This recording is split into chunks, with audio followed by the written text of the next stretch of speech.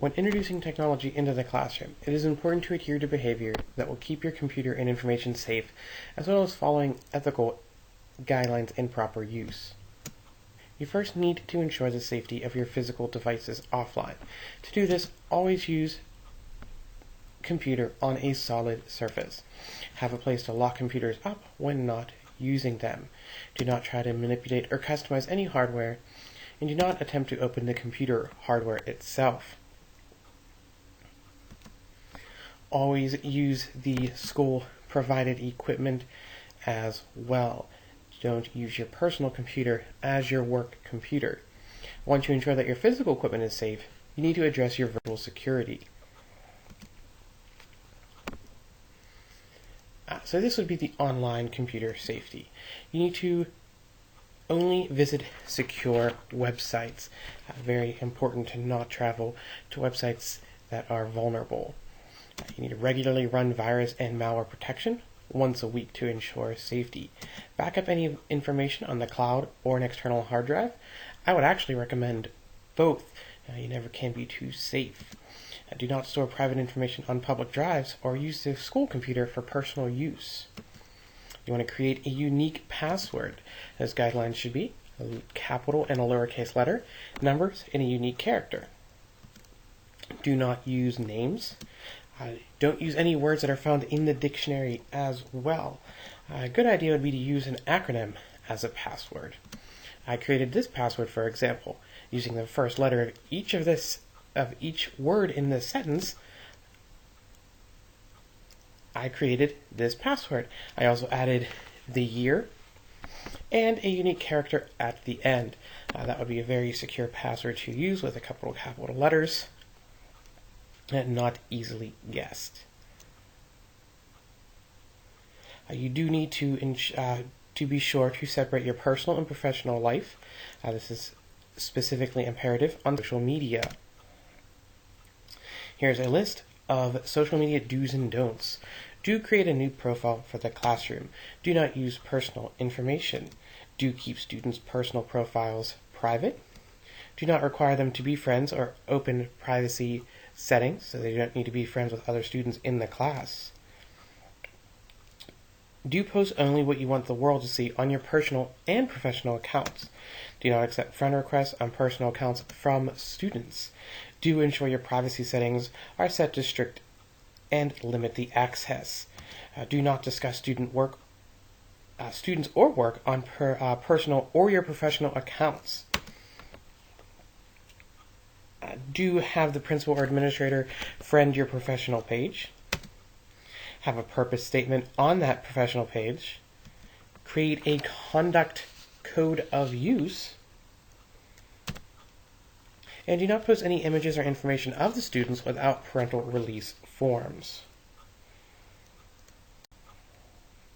When preparing for a class online, there's a lot of helpful information to be found on the internet. It's important to use this information ethically and properly. Ethics are the guidelines on how you should act in certain situations. Online, this would be using information without permission. You must cite where you get the information, and do not claim others' work as your own. A lot of this can be explained in the copyright guidelines. When using information, keep in mind these specific copyright guidelines. Even if you cite properly, you can only use 10% of any book or article. You can use only 10% of any video. You can use only 10% of any song or audio file. And you can only use 5 images from a specific person. Anything above that would go against copyright rules, whether you cited or not. And if you or your students are completing work with the aid of the internet, it's easy for these guidelines to not be followed. When you do not follow the guidelines, you are in risk of plagiarism. There are a few ways you can check for plagiarism.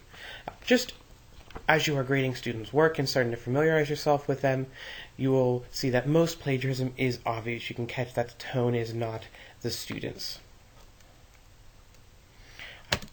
if you are requiring them to use books, you might need to actually manually check those books and see where they're taking it, typically from the section of the lessons you are teaching.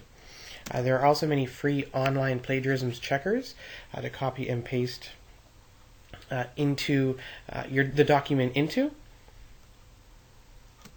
However, a lot of the free ones are inaccurate, and if you are doing a lot of work online or having the students do a lot of research, it might be beneficial to pay for a site to check for plagiarism.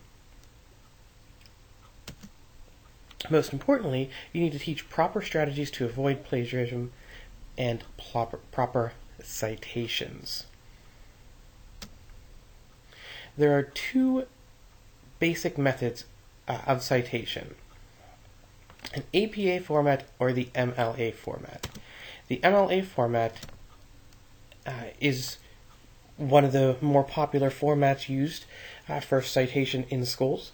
You need to include as much of the following information as possible, and you would indent all lines other than the first one. So what's required in a basic book format is last name of the author, first name of the author, title of book, publisher, and publication date. In books, most of this information should be given. If there's not a first name of the author, then you can use just the last name. You need to use as much as possible. If there are multiple authors, you need to list each one of those. On a website, you might have a little bit more information that is missing. Same format though, you want to list the last name, first name, the title of the article, the website name, a link to the website, and a date accessed. If there is no author, you'll just stick with the title of the article, the website name, link, and date accessed. For the APA format, relatively the same, a little bit more information in this. Again, you want to include as much information as possible and indent all lines other than the first one. For basic book formats, you need the author with initials instead of the first name, title of the work, and the location and the publisher. For an online article or periodical, same thing, you need the author and their initials, date of publication, title of article, title of online periodical, volume number if available, when it was retrieved, so when you accessed it again, and the address. So same as the MLA format, just a little bit more information and set up slightly differently. And here is my works cited, the information I got, the websites I use to get information from. So you can reference these in further research.